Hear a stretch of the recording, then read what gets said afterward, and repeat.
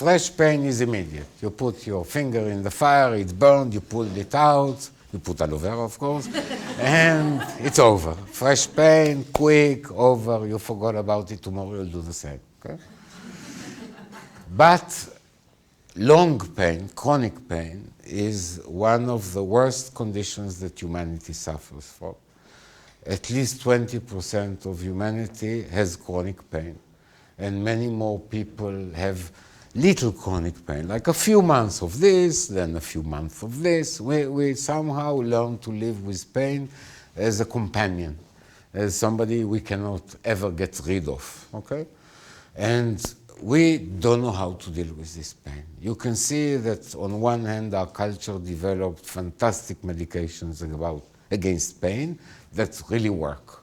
And each generation, the intensity and the power of more medications grow higher and higher.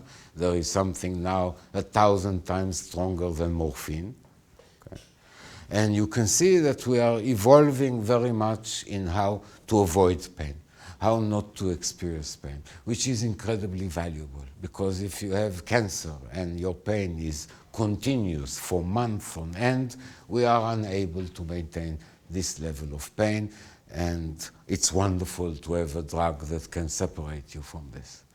But I'm talking about chronic pain, not in such circumstances, but the low back pain, the migraine, the pains that most people as if agreed that they must carry in life, and it's like a neighbor you cannot get rid of. And we have to somehow live with them. Now, to live in chronic pain, slowly, since we have to react to this pain constantly, otherwise we cannot deal with it, we end up investing all of our energy and attention in how not to feel the pain. We move in a certain way, we think certain things, we don't do any more of those things, we try to eat for the pain, we try to think for the pain. Our life starts to be all around the pain. And the world shrinks.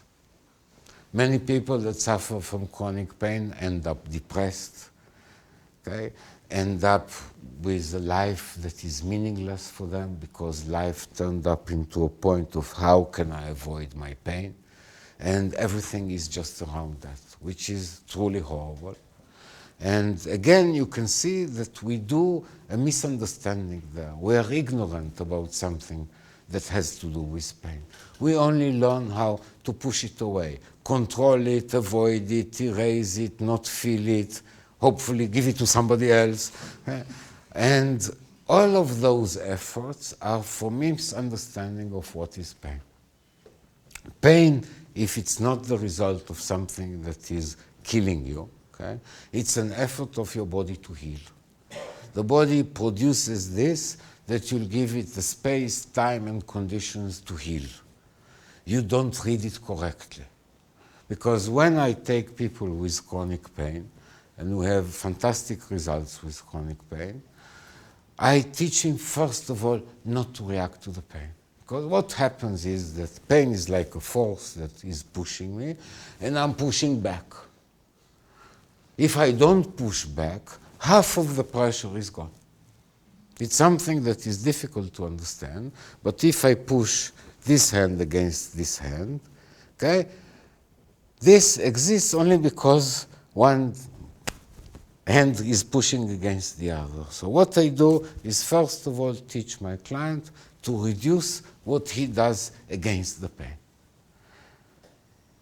To stop not breathing, to stop contracting, to stop tensing, to stop pulling away the attention from the area, to stop talking about it, finding solutions, etc. To stop a lot of the activities that we can control in order not to disturb the pain. I look at pain and I respect it by believing that it knows what it's doing. I approach the body doesn't have pain, the body is pain. Okay? The body has no things. Okay? Our minds have things, but our body is. It doesn't have things. So even in the language, the way we separate ourselves from pain, I am not painful, I have pain. And it's there, It's not here, it's there. Okay? You can see how we misunderstand pain. So, out of respect to the power of pain, I ask and teach my clients how to drop all the reactions that they have against that. It's not that I teach them to enjoy pain, and I cannot say that I enjoy pain myself. Okay? It's not to find the pleasure in pain, but it's to reduce all the efforts and the investments of attention and energy that we do in order to push it down and not to experience it. Once this is gone, there is almost immediately a great improvement in pain. If this is done systematically and in a process format, structured, and teaching a person how to reduce more and more is pushing against the pain, most of the time the pain transforms. Because we give the body the conditions that are perfect for it, in which it can take this power, and instead of it being stuck somewhere, it does what it has to do. So the respect for pain, giving it the space, allowing it to be, a lot of the times it's enough. Some of the times it's not, but then when you start to go into what is the pain now after stopping all these reactions, a lot of the time you find that those are more established reactions against pain, maybe even older in time, but that the person didn't even notice that he was doing them. And actually the process is to learn now, how am I now reacting to pain, so I can stop these new reactions that I found, that, as I said, they may be old, not new, and the process is progressing.